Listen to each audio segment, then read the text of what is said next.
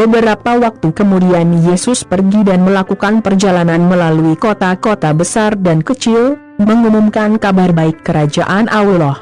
Ke-12 murid pergi bersamanya, dan juga beberapa wanita yang telah dibebaskan dari roh jahat dan disembuhkan dari penyakit. Mereka adalah Maria, yang disebut Magdalena, dari siapa 7 setan telah diusir, Joanna, istri Chuza, yang merupakan pejabat senior dalam pemerintahan Herodes, Susana dan banyak wanita lain yang, dengan sumber daya mereka sendiri, membantu Yesus dan murid-muridnya. Kerumunan besar, datang dari berbagai kota, datang untuk melihat Yesus. Ketika semua orang bersama, dia menceritakan perumpamaan ini, seorang pria keluar untuk menabur. Dan ketika saya sedang menebar benih, beberapa jatuh di pinggir jalan, di mana mereka diinjak-injak oleh orang dan dimakan oleh burung. Benih-benih lain jatuh di tempat yang banyak batu, dan ketika mulai bertunas, tanaman mengering karena tidak ada uap air. Sebagian lagi jatuh di antara duri, yang tumbuh bersama tanaman dan mencekiknya. Tetapi beberapa benih jatuh di tanah yang baik. Tanaman itu tumbuh dan menghasilkan 100 butir untuk setiap benih. Dan Yesus mengakhiri dengan berkata, barang siapa ingin mendengar, biarkan dia mendengar. Murid-murid Yesus bertanya apa yang dia maksud dengan perumpamaan ini. Yesus menjawab, Tuhan menunjukkan rahasia kerajaannya. Tetapi bagi orang lain semuanya diajarkan melalui perumpamaan, sehingga mereka tidak melihat dan melihat apa-apa dan agar mereka mendengarkan dan tidak mengerti. Arti dari perumpamaan ini adalah, benih adalah pesan Tuhan. Benih yang jatuh di pinggir jalan adalah orang-orang yang mendengar pesan itu. Tetapi iblis datang dan mengambil pesan dari hati mereka sehingga mereka tidak percaya dan tidak diselamatkan. Benih yang jatuh di mana banyak batu adalah orang-orang yang mendengar pesan dan menerimanya dengan sukacita.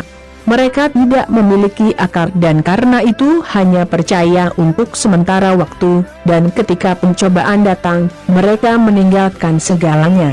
Benih yang jatuh di antara semak duri adalah orang yang mendengar pesan itu. Namun, kekhawatiran, kekayaan dan kesenangan hidup ini meningkat dan mencekik orang-orang ini. Itulah sebabnya buah yang mereka hasilkan tidak pernah matang. Dan benih yang jatuh di tanah yang baik adalah orang-orang yang mendengar dan menyimpan pesan di dalam hati mereka yang baik dan taat, dan karena mereka setia, mereka menghasilkan buah. Yesus melanjutkan, tidak ada yang menyalakan lampu dan kemudian meletakkannya di bawah keranjang atau tempat tidur. Sebaliknya, lampu ditempatkan di tempat yang tepat agar setiap orang yang masuk dapat melihat cahaya tersebut. Karena segala sesuatu yang tersembunyi akan ditemukan, dan segala sesuatu yang rahasia akan diketahui dan diungkapkan, jadi berhati-hatilah dan lihat bagaimana Anda mendengar. Karena siapa yang punya akan menerima lebih banyak, tetapi mereka yang tidak memilikinya, bahkan apa yang mereka pikir mereka miliki akan diambil dari mereka. Ibu dan saudara laki-laki Yesus datang ke tempat dia berada, tetapi karena kerumunan itu, mereka tidak dapat dekat dengannya. Kemudian seseorang berkata kepada Yesus, ibumu dan saudara-saudaramu ada di luar dan ingin berbicara denganmu. Tetapi Yesus berkata kepada semua orang, ibu dan saudara laki-laki saya adalah orang-orang yang mendengar pesan Tuhan dan mempraktikannya. Suatu hari Yesus naik perahu dengan murid-muridnya dan berkata, mari kita pergi ke seberang danau. Jadi mereka pergi. Saat mereka menyeberangi danau, Yesus tidur. Angin yang sangat kencang mulai bertiup di atas danau, dan perahu semakin penuh dengan air, sehingga semua orang dalam bahaya. Kemudian murid-murid itu mendekati Yesus dan membangunkannya, berkata, Tuan, Tuan, kami akan mati. Yesus bangkit dan memberi perintah kepada angin dan badai. Mereka berhenti, dan semuanya tenang. Kemudian dia berkata kepada murid-muridnya, apakah kamu tidak memiliki iman? Tapi mereka kagum dan takut dan berkata satu sama lain, pria apa ini? Dia bahkan mengatur angin dan ombak, dan mereka mematuhinya. Yesus dan para murid tiba di wilayah Gerasa, di sisi timur Danau Galilea. Segera setelah Yesus turun dari perahu, seorang pria dari kota itu pergi menemuinya. Pria ini didominasi oleh iblis.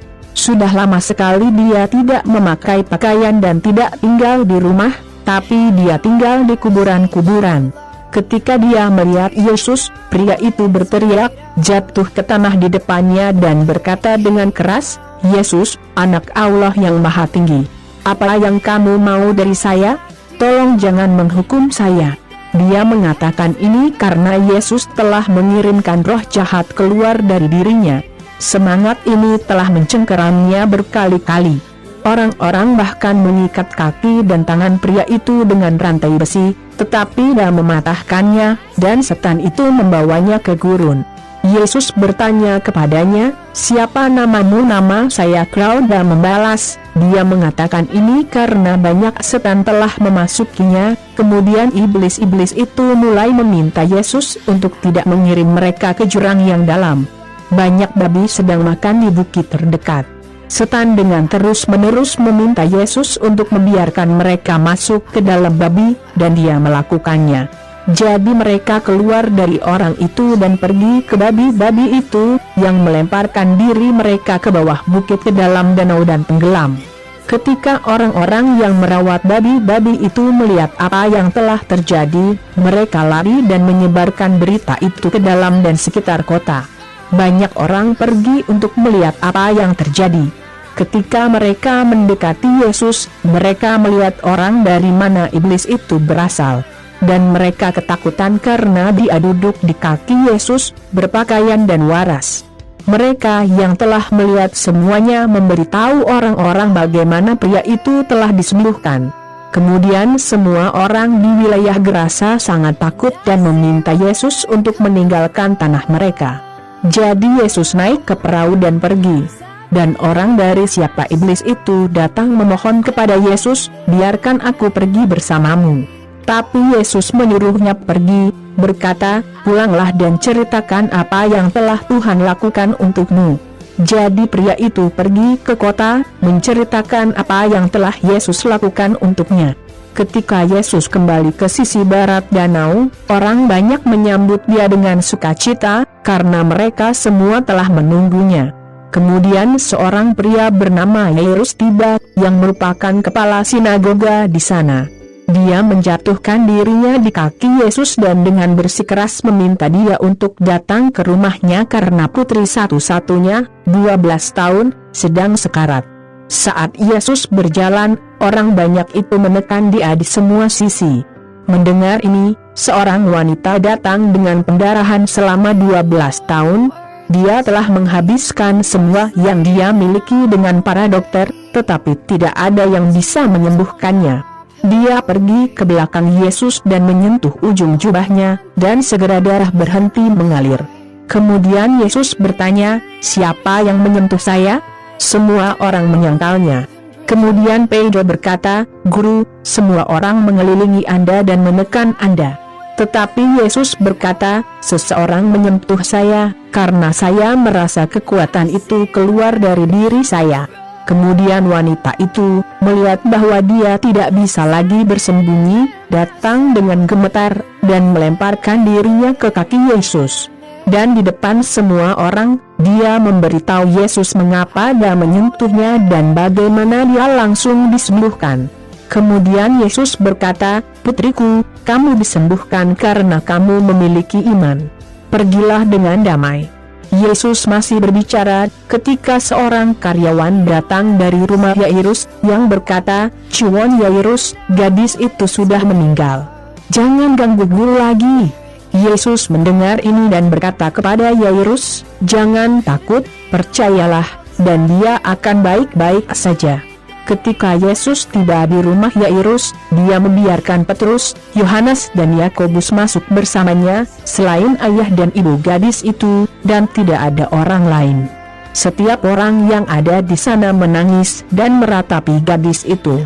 Kemudian Yesus berkata, "Jangan menangis, gadis itu tidak mati, dia sedang tidur."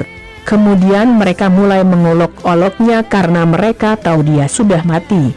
Tetapi Yesus pergi, memegang tangannya dan berkata dengan keras, "Gadis, bangun."